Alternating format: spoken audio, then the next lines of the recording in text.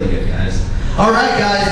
One of the things that has been great about this year for me is it's just been a fun year doing comedy and getting people involved in comedy. And one of my favorites was getting one of my best friends started in this. So I need a lot of love, a lot of encouragement for a very, very good friend of mine. Please give it up for Mr. Mike Purdy.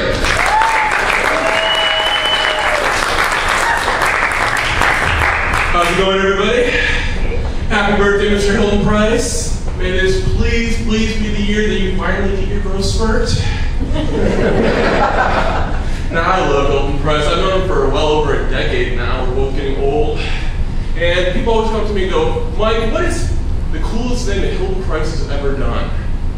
And the first thing that pops in my head is, well, about a couple of years ago, he lived in Boston, and he actually got a national commercial. He did.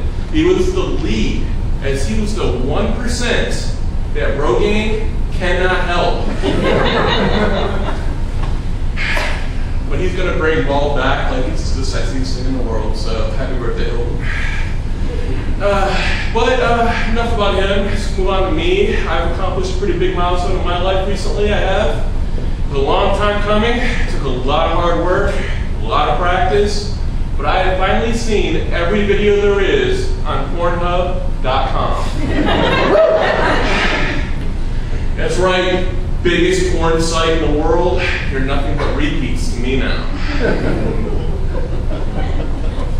So, I'm married.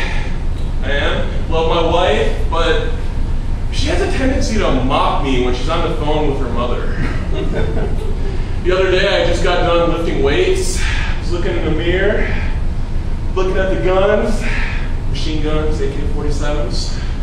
Wife, I hear her in the background talking to her mother. She says, oh, he's doing okay. Right now, he's just looking in the mirror. Why is he looking in the mirror? I think he's checking out his muscles. He keeps calling them his little pistols or something. She's always calling me little. But recently my wife had her first child. It was a boy. And it was exciting because if it was a girl, we were having trouble coming up with girl names because they're difficult. Because if you give them the wrong name, then they may never find a valid career for the rest of their life. And I'll give you an example. If you're a guy, you can have a name like Rocco and still be like an OU offensive lineman or a chef or a famous musician. But if you're a female and your name's something like Candy or Honey or Hot Sauce, pretty much all you'll ever be able to do is be a stripper, a flight attendant, or an OSU student. Either way, it's not me. So, I did decide though, that if we have a second child and it's a female, and she's fat, she will not allow to be a cheerleader. You see, when I was in high school, they allowed one fat cheerleader per squad, and their sole goal was to make sure that that pyramid did not fall. And if they accomplished their goal, they were allowed to wear spandex, and nobody could say a word. The other day, I was looking at my little high school on television. Half the cheerleading squad were fat, all of whom wearing spandex. So I guess I really have two questions. One, when did spandex become a right instead of a privilege? And two, who the hell is playing high school softball these days if all the fat chicks are on the cheerleading squad? So Twitter's kind of becoming a big deal these days.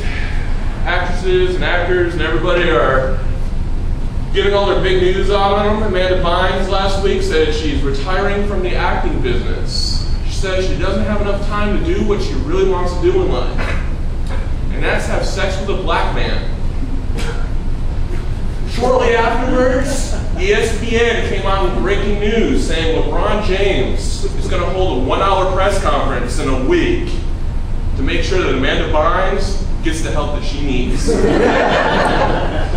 That's my time, everybody. Have a good night.